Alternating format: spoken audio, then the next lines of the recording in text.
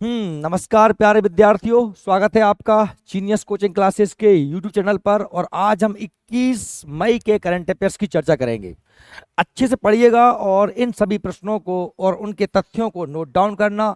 अगर आपको पीपीटी चाहिए तो आप डिस्क्रिप्शन में एप्लीकेशन की लिंक दी है, जहां फ्री मटेरियल में आपको यह पीडीएफ प्राप्त होगी। उसका कोई भी आपसे चार्ज नहीं लिया जाएगा। तो जाएं डिस्क्रिप्शन में हमारे एप्लीकेशन को, जीनियस कोचिंग क्लासेस के एप्लीकेशन डाउनलोड करें और वहां पर ये पीडीएफ प्राप्त करें। चलिए तो हम देखते हैं आज का पहला प्रश्न क्या है। पहला प्रश्न सामने आपके ला रहा हूं, लेकिन इससे पहले आप एक बात ध्यान रख लेना, ध्यान से पढ़ा करें, साथ में ही आंसर देने का भी प्रयास किया करें अगर आपको सही आंसर पता है। देखिए पहला प्रश्न आपके सामने क्या है। पहला प्रश्न जो है आपसे कहता है कि उत्तरी सिक्किम के नागा और रंग गांव को आवश्यक सहायता और स्वास्थ्य सेवा प्रदान करने के लिए भारतीय नौसेना ने कौन सा ऑपरेशन चलाया है। सिक्किम के दो गांव हैं, एक का नाम है नागा, दूसरे का नाम है रंग। वर्तमान में ये बड़ा जो है चर्चा का विषय रहा, क्योंकि वहां पर ग्लेशियर के पिघलने से इन गांवों में बहुत बड़ी त्रासदी हो गई थी, बहुत सी जनधन की हानि हो गई थी। उन लोगों को सहायता देने के लिए भारत की सेना ने अभी वहां पर कौन सा ऑपरेशन चलाया, ये पहला प्रश्न आपके सामने है। आपके सामने ऑप्शन है ऑपरेशन सद्भावना, operation Indravati, operation Ganga, operation Ajay. Comment करें अगर आपको इसका आंसर पता है। तो नहीं पता है तो चलिए मैं बताता हूं इसका सही आंसर क्या है। ऑपरेशन सद्भावना इसका सही आंसर है। ऑपरेशन सद्भावना सही आंसर है। तो जैसे कि मैंने आपको बताया कि ये उत्तरी सिक्किम के गांव है, भारतीय सेना की त्रिशक्ति कोर ने, ये कोर का भी नाम याद रख लेना, त्रिशक्ति कोर ने सिक्किम में ऑपरेशन सद्भावना शुरू किया। भारतीय सेना की त्रिशक्ति कोर ने सिक्किम के नागा और रंग गांव में आवश्यक सहायता और आवश्यक सेवा प्रदान करने के लिए ऑपरेशन सद्भावना शुरू किया। 150 से अधिक ग्रामीणों को चिकित्सीय सहायता मिली, डॉक्टरी सहायता दी, क्योंकि जो लोग इस जो ग्लेशियर के पिघलने से जो लोगों की जलधन की हानि हुई थी, और युवाओं को सशक्तिकरण के लिए अग्निवीर योजना से जुड़े शैक्षिक सत्रों में भाग भी लिया। ये कार्रवाइयां सामुदायिक विकास और सुदृढ़ संबंध बनाए रखने के लिए सेना के समर्पण को दर्शाती हैं कि सेना हमेशा से लोगों के बीच रही है, लोगों को जुटाई है, सुदृढ़ मजबूत किया है, और देश हित में, आम जन के इसमें हित में सेना सदैव खड़ी रही है। तो सेना की त्रिशक्ति कोर ने सद्भावना ऑपरेशन चला करके सिक्किम के वे गांव जहां पर नागा और रंग गांव, जहां पर कि ग्लेशियर पिघलने से लोगों में थोड़ी त्रासदी हो गई थी, उन लोगों को सहायता प्रदान की। अगर सेकंड प्रश्न की बात करें तो अब ध्यान से पढ़िए और आंसर देने का प्रयास करें कि हाल में ही टीसीएस कंपनी है, टीसीएस नाम सुना होगा आपने, ने किस देश में ग्लोबल एआई, एआई जानते हैं आप, इंटेलिजेंस एजेंस, जो आर्टिफिशियल इंटेलिजेंसी के सेंटर फॉर एक्सीलेंस का अनावरण किया है। टीसीएस कंपनी ने ग्लोबल एआई का सेंटर किस देश में खोला है, ये आपको बताना है। तंजानिया, अमेरिका, यूईए और फ्रांस। तो सही इसका आंसर आपको पता है तो आप कमेंट करें। बाकी का सही आंसर क्या है, या सही आंसर है फ्रांस। क्या है? फ्रांस। फ्रांस में जो है टीसीएस कंपनी ने हाल में ही जो है अपना एक मुख्यालय खोला है। टीसीएस ने, फ्रांस की राजधानी पेरिस है, पेरिस 16 सुंदरियों का देश, शहर कहा जाता है। फ्रांस में global AI centre of excellence का अनावरण किया गया है। यह घोषणा एमेनुअल मैक्रॉन ने, इसके जो अध्यक्ष हैं वो कौन है, एमेनुअल मैक्रॉन के द्वारा आयोजित प्रतिष्ठित चूज फ्रांस समिट में इसकी घोषणा की गई। अगर हम टीसीएस कंपनी की बात करें तो टीसीएस कंपनी का पूरा नाम है Tata consultancy services, Tata consultancy services, TCS. इसकी स्थापना वर्ष 1968 में की गई थी। इसका मुख्यालय मुंबई में है, याद रख लेना, टीसीएस का मुख्यालय मुंबई में।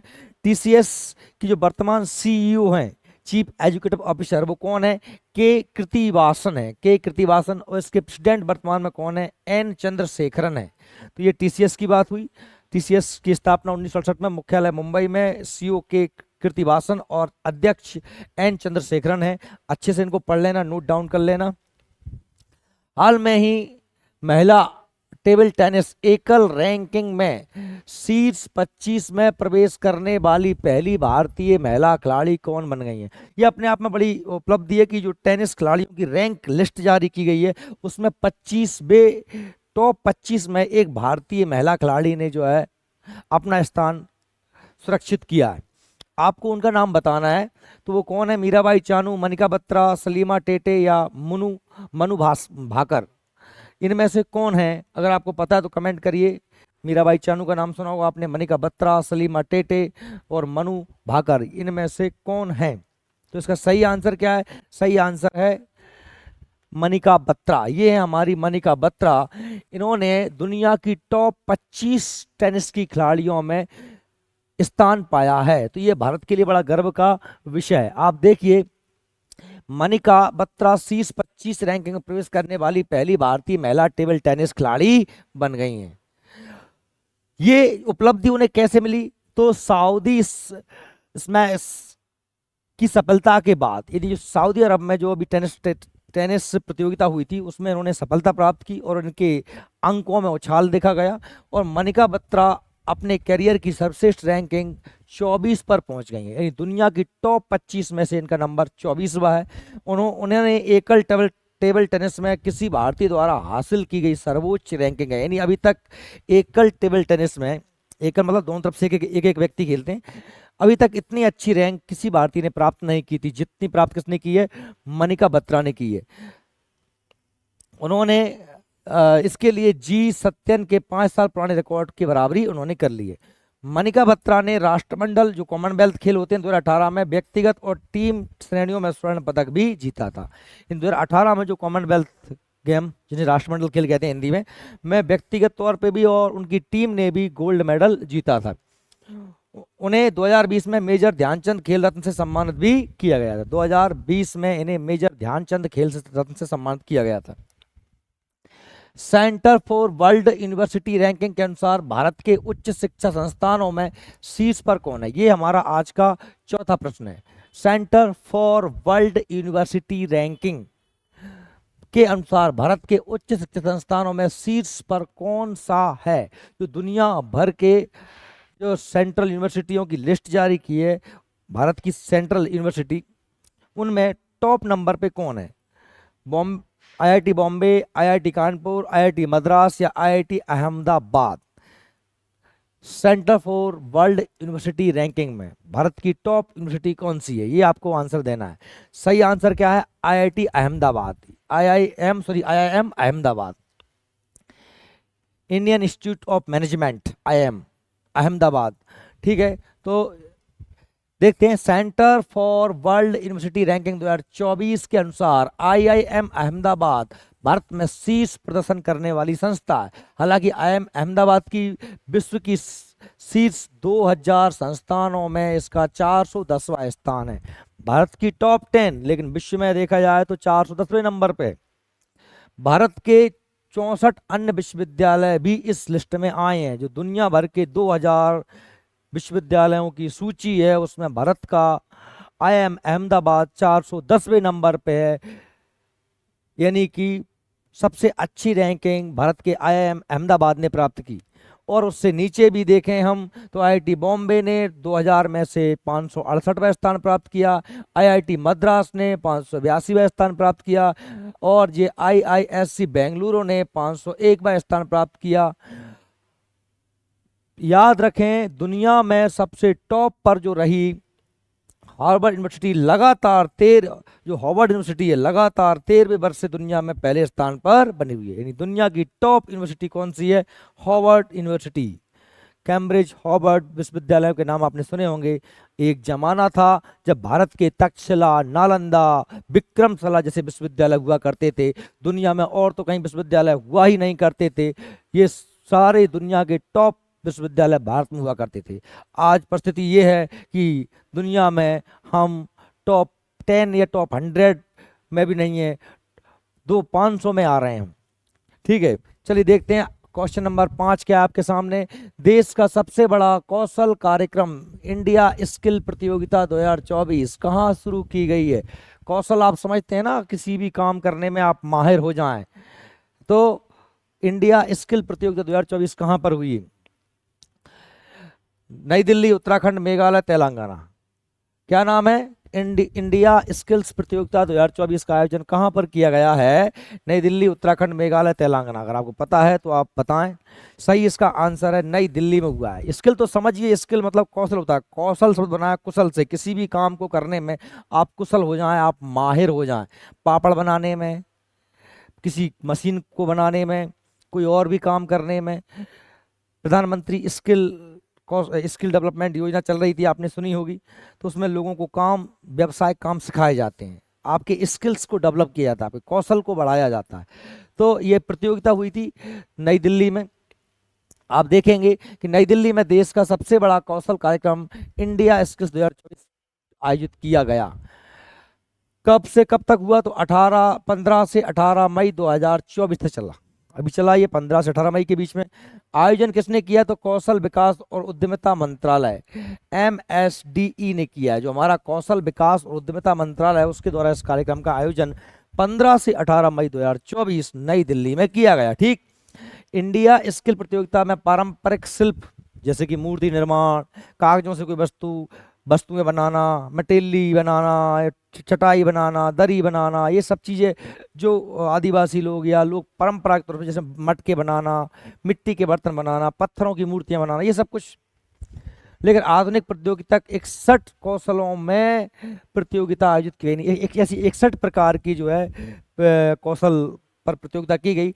इंडिया स्किल विजेता को सितंबर 2024 में लियोन, फ्रांस में वर्ल्ड स्किल्स प्रतियोगिता 2024 की तैयारी के लिए उद्योग विशेषज्ञों से प्रशिक्षण प्राप्त होगा। यानी जो भी लोग इस प्रतियोगिता में जीतेंगे, क्योंकि प्रतियोगिता में इंडिया स्किल्स 2024 की प्रतियोगिता में जो लोग जीतेंगे उन्हें जो है जो अभी लियोन, फ्रांस में जो प्रतियोगिता होने वाली है वर्ल्ड स्किल्स प्रतियोगिता, तो जो लोग यहां से जीत के जाएंगे इंडिया से, वो वर्ल्ड स्किल प्रतियोगिता 2024 में फ्रांस में भाग लेंगे। जो लोग यहां से जीतेंगे उनको ट्रेनिंग दी जाएगी और उन्हें कहां भेजा जाएगा? फ्रांस में भेजा जाएगा वर्ल्ड स्किल्स प्रतियोगिता में भाग लेने के लिए। चलिए अगला प्रश्न हम देखते हैं। क्वेश्चन नंबर 6 आपके सामने है। क्या कह रहा है? रक्षा सचिव गिरधर अरमाने ने मझगांव डाक लिमिटेड MDL की वर्षगांठ के अवसर पर कितने रुपए का स्मारक सिक्का जारी किया है?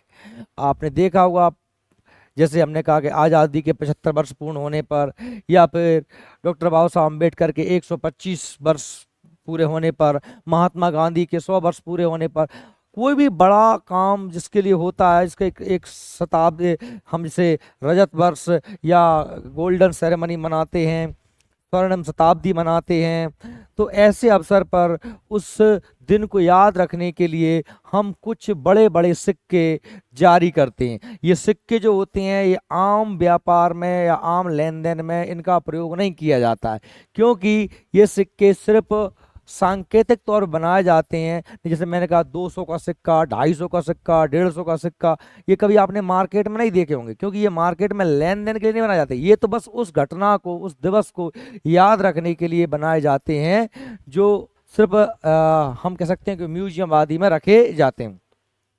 तो कितने सिक्का चला रक्षा सचिव गिरधर अरमाने ने मझगांव के डाक लिमिटेड की वर्षगांठ में? जो मझगांव है ना, मझगांव में जो डाक लिमिटेड बना, उसकी वर्षगांठ के उपलक्ष्य में कौन सा सिक्का चलाया है? तो 100, 125, 200 या 250 का सिक्का। तो इसका सही आंसर क्या है बताइए, अगर आपको पता है तो। सही इसका आंसर है 250, 250, 250 सिक्का चलाया है। ठीक है। रक्षा सचिव गिरधर अरमाने ने मझगांव डाक लिमिटेड MDL के स्थापना दिवस पर 250 का स्मारक सिक्का जारी किया है। 14 मई 2024 को मझगांव डाक लिमिटेड की स्थापना को 250 वर्ष हो गए, इसलिए 250 वर्ष हो गए हैं, इसलिए वो बनाया। मझगांव डाक लिमिटेड ने 1774 में, अंग्रेजों के जमाने में, मुंबई के मझगांव में निर्मित एक सूखी गोदी के रूप में अपनी यात्रा शुरू की थी। 1934 में कंपनी को एक प्राइवेट लिमिटेड कंपनी के रूप में शामिल किया गया था। 1960 में इसका राष्ट्रीयकरण किया गया। राष्ट्रीयकरण मतलब जानते हैं, सरकार ने अपने से अधीन ले लिया था इस कंपनी को। और अभी 2024 में 1774 से 2024 में इसको 250 साल पूरे इस कंपनी ने कर लिए हैं। कौन सी कंपनी ने? मझगांव डाक लिमिटेड, MDL कंपनी ने। इसी सेरेमनी को याद रखने के लिए 250 का सिक्का रक्षा सचिव गिरधर अरमाने ने जारी किया है। चलिए अगला प्रश्न देखते हैं। क्वेश्चन नंबर 7 है आपके सामने। हाल में ही लेखिका एलिस मुनरो का निधन हो गया है। नाम सुना होगा आपने, एलिस मुनरो। एलिस मुनरो कौन है? एलिस मुनरो एक लेखिका हैं जिनका अभी निधन हो गया है। उन्हें किस वर्ष साहित्य का नोबेल पुरस्कार दिया गया था? याद रखें, जब भी कोई प्रसिद्ध व्यक्ति का निधन होता है तो उससे संबंधित पुरस्कार, उसका जन्म, जन्म स्थान, उसके द्वारा लिखी गई महत्वपूर्ण कृतियों को आपको याद करना चाहिए, क्योंकि इनसे प्रश्न बनने की संभावना, या वो कहाँ के हैं ये भी याद करना चाहिए। वर्ष 2013 में इन्हें जो है क्या मिला था? साहित्य का नोबेल पुरस्कार मिला था। वर्ष 2013 में साहित्य का नोबेल पुरस्कार मिला था एलिस मुनरो का, जिनका हाल में ही क्या हो गया? निधन हो गया। ये है एलिस मुनरो, साहित्य की नोबेल पुरस्कार विजेता लेखिका मुनरो का 92 वर्ष की आयु में निधन हो गया है। एलिस मुनरो को 2013 में साहित्य में नोबेल पुरस्कार और 2009 में अंतर्राष्ट्रीय बुकर पुरस्कार भी ये जीत चुकी थी। तो ये भी साथ में आप याद रख लेना कि अंतर्राष्ट्रीय बुकर पुरस्कार भी इन्हें मिल चुका था। उन्हें 3 बार फिक्शन के लिए प्रतिष्ठित गवर्नर जनरल का पुरस्कार भी मिला, और उनकी अंतिम कृति थी डियर LI। ये इनकी अंतिम पुस्तक थी। 52 वर्ष की उम्र में इनका निधन हो गया। अगला प्रश्न आपके सामने है। हाल में ही अंतर्राष्ट्रीय परिवार दिवस, अभी आपने अखबारों में भी पढ़ा होगा, अंतर्राष्ट्रीय परिवार दिवस एक राजस्थान के बहुत बड़े परिवार का, जिसमें लगभग 500-600 लोगों का परिवार है, और एक कर्नाटक के लगभग 2000 लोगों के परिवार ने वर्ल्ड रिकॉर्ड बनाया था। अखबारों में आपने पढ़ा होगा। परिवार दिवस कब मनाया गया? परिवार दिवस, भारत में संयुक्त परिवार की परंपरा रही है। दादा दादी, चाचा ताऊ, पिताजी, उनके सभी भाई और उनके बच्चे, बच्चों के बच्चे सब साथ में मिलकर रहा करते थे। संयुक्त परिवार के अपने लाभ हैं। बच्चों का पालन पोषण अच्छे से हो जाता है, बच्चे संस्कार सीख जाते हैं, और हम अगर अपने बहुत सारे कामों को सभी लोग मिलकर कर सकते हैं। लेकिन आजकल संयुक्त परिवार के स्थान एकल परिवार लेता जा रहा है। इसके कारण है कि शहरीकरण, रोजगार की कमी, लोग गाँव से भाग के शहरों में बस रहे हैं, और पति पत्नी और बच्चे, ये एकल परिवार होता है। इसके दुष्परिणाम भी देखने को मिल रहे हैं कि बच्चों में संस्कार नहीं आ रहे हैं, बच्चे का विकास सही से नहीं हो पा रहा है। तो संयुक्त परिवार, यह परिवार, अंतर्राष्ट्रीय परिवार दिवस कब मनाया गया? 15 मई, 7 मई, 8 मई या 11 मई? सही इसका आंसर क्या है? 15 मई इसका सही आंसर है। 15 मई को अंतर्राष्ट्रीय परिवार दिवस 15 मई को मनाया गया। संयुक्त राष्ट्र ने इस दिन की स्थापना 1994 में लोगों को यह समझाने में मदद करने के लिए की थी कि परिवार क्यों मायने रखते हैं। परिवार बहुत महत्वपूर्ण होता है, अपने तो अपने होते हैं सुख दुख में हर जगह। तो ये कब से मनाया जा रहा है? 1994 से। कब मनाया जाता है परिवार दिवस? 15 मई को मनाया जाता है। उन्हें किन चुनौतियों का सामना करना पड़ सकता है, और लोगों को समर्थन में एक साथ आने के लिए प्रोत्साहित किया गया। इस साल की जो थीम है वो क्या है? Family and climate change. Family भी बदल रही है और परिवार भी बदल रहा है। फैमिली भी बदल रही है और परिवार भी बदल रहा है। देख के ही दुख हो रहा हो। हाल में ही किस भारतीय फुटबॉलर ने संन्यास की घोषणा की? क्वेश्चन नंबर 9 है कि हाल में ही किस फुटबॉलर ने संन्यास की घोषणा की है? सुनील छेत्री, जमरिंग ललिंगवा, हरमनप्रीत सिंह, नीरज चोपड़ा। तो आपने नाम सुना होगा, ये अखबार में भी आया था। ये भारत के बहुत बड़े फुटबॉलर रहे हैं। कुछ ही फुटबॉलर भारत में हुए हैं, बाईचुंग भूटिया, सुनील छेत्री, जेरेमी लालिंगवा, हरमनप्रीत सिंह या नीरज चोपड़ा। तो आप जानते हैं भाला फेंकने वाले हैं, तो कोई दिक्कत ही नहीं है। तो इसका सही आंसर क्या है? सुनील छेत्री। सुनील छेत्री बहुत प्रसिद्ध भारत के वो रहे हैं, फुटबॉलर रहे हैं। ये सुनील छेत्री हैं, इन्होंने वर्तमान में संन्यास ले लिया है। भारतीय फुटबॉल के दिग्गज सुनील छेत्री ने घोषणा की कि 6 जून को कोलकाता के सैल्ट लेक स्टेडियम में कुवैत के खिलाफ भारत की फीफा विश्व कप क्वालिफायर मैच के बाद वह अंतर्राष्ट्रीय फुटबॉल मैच से क्या ले लेंगे? संन्यास ले लेंगे। यानी कि इनका आखिरी मैच कहां पर होने वाला है? आखिरी मैच जो है इनका अभी कुवैत के खिलाफ होने वाला है और कोलकाता के सेल्ट लेक स्टेडियम में होने वाला है। कितने, 6 जून को। और 6 जून के दिन ही यह अंतर्राष्ट्रीय फुटबॉल से क्या ले लेंगे, संन्यास ले लेंगे। यह जो मैच होने वाला है 6 जून को, यह भारत का जो फीफा वर्ल्ड कप है उसमें क्वालिफायर मैच है। बड़ा नाम रहा है सुनील छेत्री का, इनके नाम बड़े रिकॉर्ड भी हैं। दुनिया के टॉप 5वें ये सबसे ज्यादा गोल दागने वाले खिलाड़ी हैं। हाल में ही FY24 में अमेरिका के को पीछे छोड़ते हुए किस देश ने स्थान प्राप्त कर लिया, ये देख लीजिए आप। हाल में ही किसने, हाल में ही शीर्ष पीछे छोड़ते हुए शीर्ष व्यापार भागीदार कौन सा देश बना है? FY24 में अमेरिका को पीछे छोड़ते हुए भारत का शीर्ष व्यापार भागीदारी देश कौन सा बन गया है? किस देश ने मतलब अमेरिका से ज्यादा अब भारत के साथ व्यापार करना शुरू कर दिया है, आप इस तरीके से समझ लीजिए। तो जापान, चाइना, रूस, जर्मनी। देखो आप, सीधी सी बात, सही इसका आंसर क्या है? चाइना, क्योंकि चाइना का माल हमको सस्ता पड़ता है, क्योंकि हमारे चाइना हमारा पड़ोसी भी। और दूसरी बात, चाइना में मैन्युफैक्चरिंग हब है, बहुत सस्ते दाम में चाइना सामग्रियों का निर्माण कर देता है। हालांकि चाइना के सामान की गारंटी नहीं होती, गुणवत्ता कम होती है। तो देख लीजिए, हाल में ही FY 2024 में अमेरिका को पीछे छोड़ते हुए भारत का शीर्ष व्यापार भागीदार देश चाइना बन गया है। आर्थिक think tank global trade research initiative GTRI के आंकड़े, यानी ये आंकड़े किसने किए? आर्थिक think tank global trade research initiative यानी GTRI के आंकड़े के अनुसार वित्तीय वर्ष 2023-24 में चीन संयुक्त राज्य अमेरिका को पछाड़कर भारत का सबसे बड़ा व्यापारिक भागीदार बनकर उभरा है। भारत और चीन के बीच दोतरफा व्यापार 118.4 बिलियन डॉलर का रहा, जो कि अमेरिका के साथ 1.18.3 बिलियन डॉलर के व्यापार से थोड़ा कम है। ठीक है, तो ये आज के जो है हमारे टॉप प्रश्न थे। अगर हम चीन की बात करें तो चीन की राजधानी बीजिंग है। आप चीन के बारे में जानते हैं, ये चीन देश का नक्शा है। चीन की मुद्रा क्या है? रेन मिनबी। राष्ट्रपति शी जिनपिंग हैं और सैन्य अभ्यास चीन के साथ हेड इन डेड। एशिया की सबसे लंबी नदी चीन में ही बहती है, यांगसी कियांग। दुनिया का सबसे तेज इंटरनेट चीन ने लॉन्च किया है। अब तो हालांकि भारत में ही 5G आ गया, लेकिन भारत से भी बहुत ज़्यादा फास्ट इंटरनेट चलता है। दिसंबर 2023 में चीन ने दुनिया को सबसे गहरी भूमिगत प्रयोगशाला बनाई थी। दुनिया का पहला मीथेन संचालित रॉकेट UK-2 भी लॉन्च किसने किया है? चीन ने किया है। तो चीन के बारे में मैंने आपको कुछ अतिरिक्त जानकारी दी। साथ में अंत में हम देख लेते हैं भारत के कुछ महत्वपूर्ण दर्रे।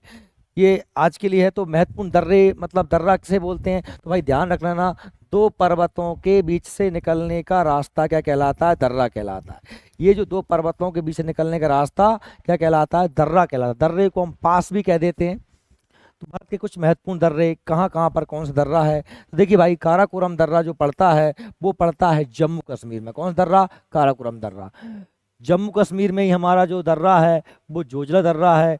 जम्मू कश्मीर में ही पीर पंजाल है। जम्मू कश्मीर में ही बनिहाल दर्रा है और बुर्जिल दर्रा। ये सभी दर्रे काराकोरम, जोजिला, पीर पंजाल, बनिहाल, बुर्जिल, ये सभी दर्रे कहाँ पर हैं? जम्मू कश्मीर में।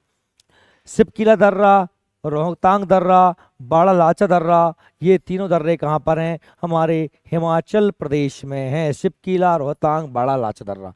ये आपका होमवर्क भी आप अच्छे से याद कर लेना। लिपुलेख दर्रा कहाँ पर है? उत्तराखंड में है। ठीक है, तो ये हमारे आज के लिए क्वेश्चन थे। इन दर्रों को आप अच्छे से याद कर लेना, सभी प्रश्नों को अच्छे से नोट डाउन करना और इन्हें सप्ताह में एक बार सारे करंट अफेयर्स का जो आपने रजिस्टर बनाया है उसका रिवीजन भी करते रहिएगा।